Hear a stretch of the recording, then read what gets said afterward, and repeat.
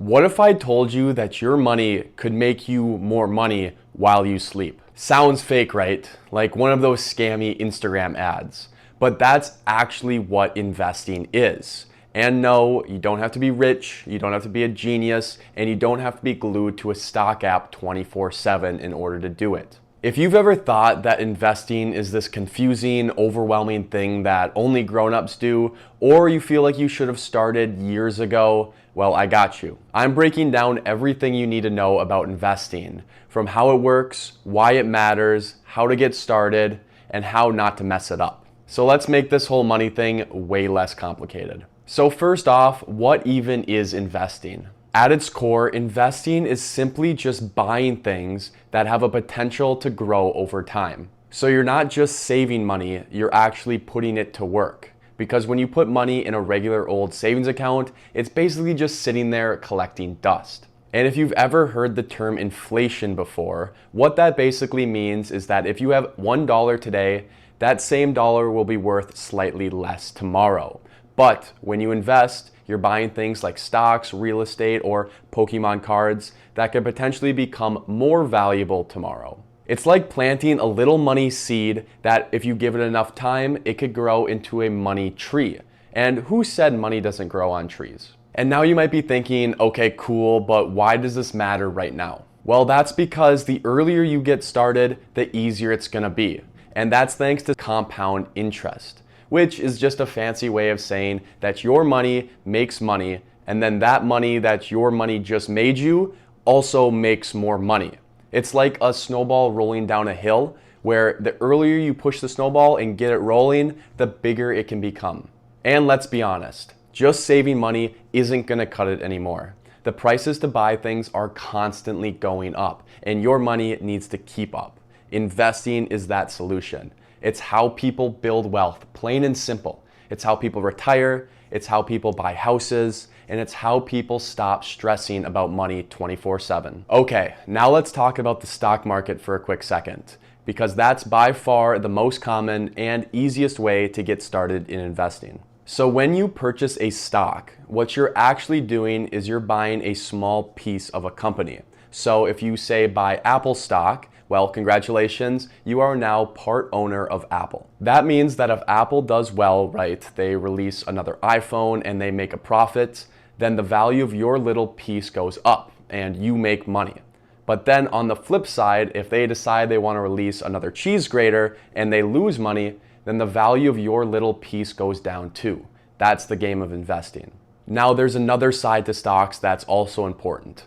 Some companies will pay you a cut of their profits just for owning their stock, and that's what's referred to as a dividend. So let's say that you buy a few shares of Microsoft. Well, after a few months, Microsoft is going to send you a little check just for owning their stock. That's money that you can either spend, save, or even better, reinvest and buy even more shares of Microsoft so that next time your payout will be even bigger. Some people literally build entire income streams off of dividends alone. It's like your money has a little side hustle and you can go out and live your life how you choose. Okay, so now you're probably like, well, that all sounds fine and dandy, but how do I actually get started? First off, you're gonna need an investment account, and there's a few different types, so let me break them down. Firstly, there's the brokerage account. It's your most standard and basic type of investment account. There's no special perks or benefits with this, but there's also no restrictions on it either. You're welcome to put money in and take money out whenever you want. It's very flexible, and it's where most people get started if they're not investing in retirement yet. Next, there's the 401k, which is usually offered through your job. This is a type of retirement account, which means that if you try to pull money out of this account before you turn 59 and a half years old, you'll be charged a 10% penalty, which sucks, but the pros far make up for this. The 401k is what's known as a pre-tax account, which means that you can contribute money into this account before taxes get taken out of your paycheck, thus meaning that you pay less in taxes, which is always good. Another amazing benefit is that your employer might even match some of your contributions into this account, which means that if you put in $500, your employer will also put in $500, and that's free money. And you should definitely be taking advantage of free money.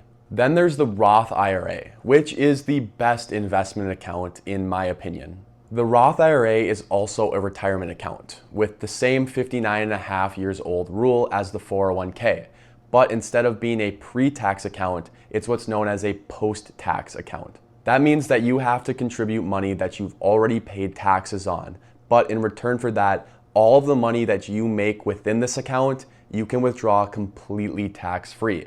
And it's usually a lot of money. I mean, this account is so good that the government actually caps the amount you can invest into the Roth IRA at only $7,000 a year. But once you've picked an investment account that fits your goals, and ideally you should have all three of these eventually, you'll have to open it up on a platform like Vanguard, Fidelity, Charles Schwab, or even something simpler like Robinhood or SoFi. Me personally, I've got my 401k over at Fidelity, while my brokerage account and my Roth IRA are through Robinhood.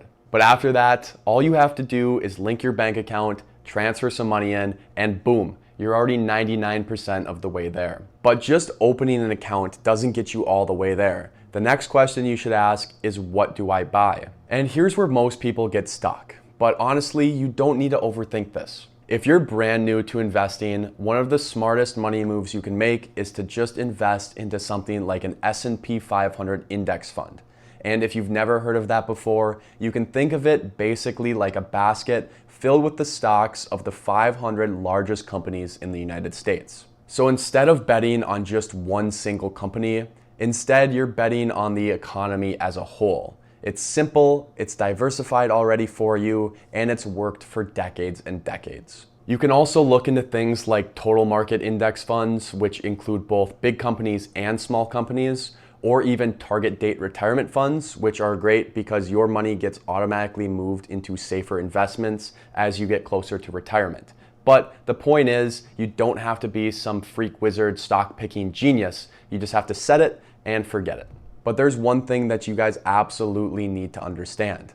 The market's gonna go up some days, and it's also gonna go down some days. And like, you might open your account one day and you'll be down thousands and thousands of dollars. But don't panic, that's totally normal. Like, I can tell you this, if you guys invest into an S&P 500 index fund like I just recommended, and you zoom out and pick any 20-year period over the entire history of the stock market, like any 20-year period, the stock market has literally never been down, ever. And it's usually up like 1,000%. So don't panic or get discouraged when everything's looking red. Just stay consistent, trust the process, and I promise you'll be just fine. Also, let me just say real quick, please don't treat investing like gambling. It's not about YOLOing your entire life savings into some random meme stock just because it's trending on TikTok. Trust me, I've done it. I've lost thousands of dollars doing it. Learn from my mistakes. On top of that, don't try to time the market. Trust me when I say nobody knows when the market's gonna go up or down. Nobody knows the perfect time to buy or sell. Trust me, I've also tried to do this. I thought I was a genius. I ended up losing thousands of dollars. Learn from my mistakes. Don't be me.